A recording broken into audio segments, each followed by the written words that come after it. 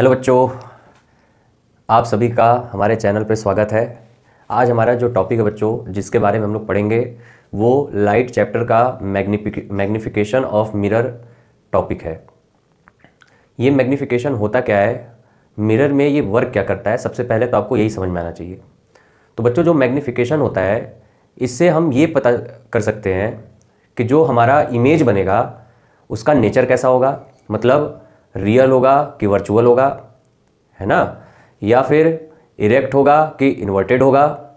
और दूसरा चीज़ जो मैग्निफिकेशन के वैल्यू से पता चल सकता है वो चीज़ है बच्चों कि जो इमेज का साइज होगा, मतलब हाइट ऑफ इमेज, है ना, वो ऑब्जेक्ट से बड़ा होगा कि ऑब्जेक्ट से छोटा होगा कि ऑब्जेक्ट के बराबर होगा। तो पहले हम लोग मैग्निफिकेशन का फॉर्मूला देख लेते हैं क्या होता है। तो बच्चों, जो मैग्निफिकेशन होता है, मैग्निफिकेशन को स्मॉल m से डिनोट किया जाता है। Okay, small m is the डिनोशन of magnification. Magnification के दो फॉर्मूले होते हैं, एक होता है हाइट से रिलेट करके और दूसरा होता है बच्चों आपका distance of object from the pole and distance of image from the pole. इन दोनों को रिलेशन से अलग फॉर्मूला मैग्निफिकेशन का, और डिस्टेंस से रिलेशन से अलग फॉर्मूला होता है आपका मैग्निफिकेशन का। तो जो पहला मैग्निफिकेशन का फॉर्मूला बनता है वो हाइट से रिलेट करके बनता है बच्चों, और क्या कहता है, small m is equal to h dash upon h। h dash क्या होता है बच्चों, हाइट ऑफ द इमेज। जो इमेज बनेगा डायग्राम में वो आपका height of image mirror formula में h डैश से डिनोट किया जाता है। और नीचे क्या है बच्चों, h।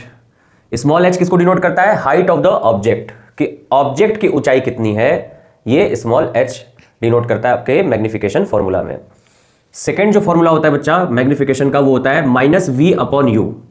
v आपको पता ही होगा, u भी आपको पता ही होगा। नहीं पता है तो मेरे इससे पिछले वाले वीडियो में जाके देखिए, जहां पे मैंने मिरर फॉर्मूले में बिल्कुल अच्छे से साइन कन्वेंशन के साथ कब कैसे पॉजिटिव कब निगेटिव लिया जाता है सब कुछ में बताया गया है। तो अगर आपको पसंद हो तो जाके देखिए वहां पे और चीज़ों को समझिए। तो यहाँ पे जो v है बच्चों, v होता है आपका distance of image from the pole. u जो होता है बच्चों distance of object from the pole. और ध्यान रखिएगा माइनस साइन आता है मिरर में जब हम लोग यूज करते हैं तब। ये जो फॉर्मूला है ये मिरर के लिए भी सेम होता है बच्चों और लेंस के लिए भी सेम होता है, लेकिन ये डिफरेंट हो जाता है। लेंस के लिए, मिरर के लिए ये रहेगा और लेंस में माइनस हट जाता है, सिर्फ v अपॉन यू होता है।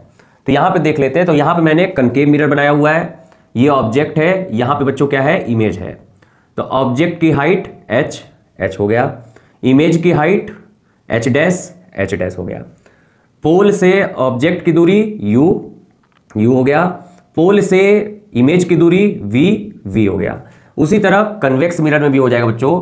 तो कन्वेक्स मिरर में क्या क्या है, तो कन्वेक्स मिरर में आप लोग देखेंगे तो ये हो गया ऑब्जेक्ट की हाइट क्या हो जाएगा बच्चों, तो ऑब्जेक्ट की हाइट हो जाएगी h। इमेज यहां पे बच्चों, तो इमेज की हाइट क्या हो जाएगी h डैश। पोल से ऑब्जेक्ट की डिस्टेंस कितना हो जाएगा u जो यहां पे है, और पोल से इमेज का डिस्टेंस कितना हो जाएगा बच्चों, स्मॉल v जो यहां पे है। तो आपको ये फॉर्मूला याद होना चाहिए, इसके सिवा दूसरा कोई कंसेप्ट नहीं है इसको याद करने का, याद होना ही चाहिए तभी आप क्वेश्चन। और बहुत simple, height of image upon height of object minus v upon you. Okay, काफी सिंपल है।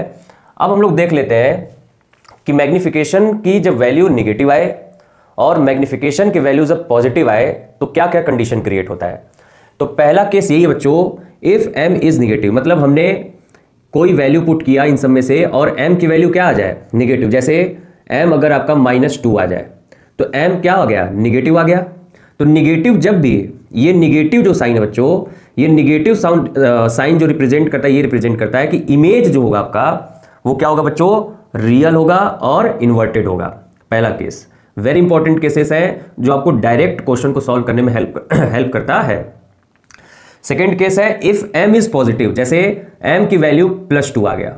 तो यहां पे जो प्लस है, ये जो पॉजिटिव है, 2 से मतलब नहीं है, प्लस जो साइन है ये क्या बताएगा बच्चों, तो बताता है कि इमेज जो हमारा बनेगा वो वर्चुअल होगा और इरेक्ट होगा। हमें पता है वर्चुअल के साथ हमेशा इरेक्ट आता है, रियल के साथ हमेशा बच्चों इन्वर्टेड आता है। तो निगेटिव साइन रिप्रेजेंट करेगा रियल एंड इन्वर्टेड इमेज को, और पॉजिटिव साइन मैग्निफिकेशन का रिप्रेजेंट करेगा वर्चुअल एंड इरेक्ट। यहां तक क्लियर, आपको समझ में आ रही है बात अच्छे से। अब देख लेते हैं कैसे निगेटिव आएगा कैसे पॉजिटिव आएगा। चाहे कनकेव मिरर हो बच्चा, चाहे कन्वेक्स मिरर हो, u हमेशा निगेटिव होता है। कल हमने बताया भी था कि मिरर के इस साइड कोई भी चीज रहेगा तो निगेटिव, मिरर के इस साइड रहेगा तो कोई भी चीज पॉजिटिव। अगर हम इस वाले डायग्राम को देखें तो जरा बताइए यू पॉजिटिव आएगा कि निगेटिव आएगा बच्चों? तो m इज इक्वल टू होता है माइनस वी अपॉन यू, है ना। हमने यू की वैल्यू देखो निगेटिव आएगा, तो यहां माइनस वी, तो यहां यू आ गया माइनस यू, है ना। यू की वैल्यू यहां क्या हो जाएगी? माइनस में हो जाएगी क्योंकि मिरर किधर है। वी को देखिए बच्चों, तो वी भी मिरर के इधर है, तो ये भी क्या हो जाएगा? Minus V. यहां पे आपको जैसे 1 सेंटीमीटर दे देगा 2 सेंटीमीटर, तो माइनस में लेना पड़ेगा। माइनस माइनस क्या होता है बच्चों? प्लस हो जाता है, कट जाएगा। जो मैग्निफिकेशन आया वो क्या आया? निगेटिव आया, तो मतलब इमेज कैसा बनेगा? Real and inverted. हम दिख भी रहा है मिरर के इधर बन रहा है इमेज रियल, और उल्टा है तो इन्वर्टेड। समझ में आ गई? तो ऐसे पॉजिटिव वाला भी केस आप देख लेंगे तो हो जाएगा वहां पे। थर्ड केस होता है कि अगर मैग्निफिकेशन की वैल्यू लेस देन 1 आ जाए। कितनी आ जाए बच्चों? लेस देन 1 आ जाए। जैसे मैग्निफिकेशन आ गया आपका 0.5, कितना आ गया? 0.5 आ गया। तो इसका क्या मतलब निकलता है कि जब भी मैग्निफिकेशन का वैल्यू 1 से कम आएगा तो जो इमेज बनेगा डिमिनिश्ड बनेगा।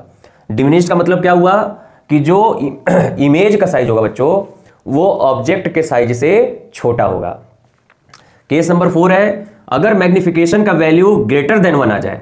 यहां पे निगेटिव पॉजिटिव से कोई मतलब नहीं है। अब हम लोग साइज ऑफ इमेज की बात करेंगे। वहां पे रियल नेचर ऑफ इमेज हमने बात किया, negative positive nature of image बात करता है, और m की वैल्यू 1 से छोटी हो 1 से बड़ी हो, तो ये साइज ऑफ इमेज की बात करता है कि साइज जो इमेज होगा वो ऑब्जेक्ट से बड़ा होगा कि छोटा होगा। अगर m की वैल्यू ग्रेटर देन 1 हो जाए तो जो इमेज होगा बच्चों इनलार्ज इमेज कहलाएगा। इनलार्ज इमेज मतलब क्या हुआ कि इमेज का साइज ऑब्जेक्ट के साइज से बड़ा होगा। क्लियर है? और अगर m की वैल्यू 1 आ जाए, किसके बराबर आ जाए? 1 आ जाए, तो 1 पे हम लोग क्या बोलेंगे? सेम साइज, मतलब जितना ऑब्जेक्ट का साइज होगा, हाइट जितना ऑब्जेक्ट का होगा बच्चा उतना ही हाइट इमेज का होगा। अगर हम इन सभी केसेस को एक बार देख ले तो अगर -0.5 आ गया तो इससे आप क्या कह सकते हैं? तो सर निगेटिव साइन बताएगा कि रियल एंड इन्वर्टेड इमेज हो गया, और 1 m की वैल्यू लेस देन 1 आई है तो ये बताएगा सर डिमिनिश्ड इमेज। क्या बताएगा? Diminished image.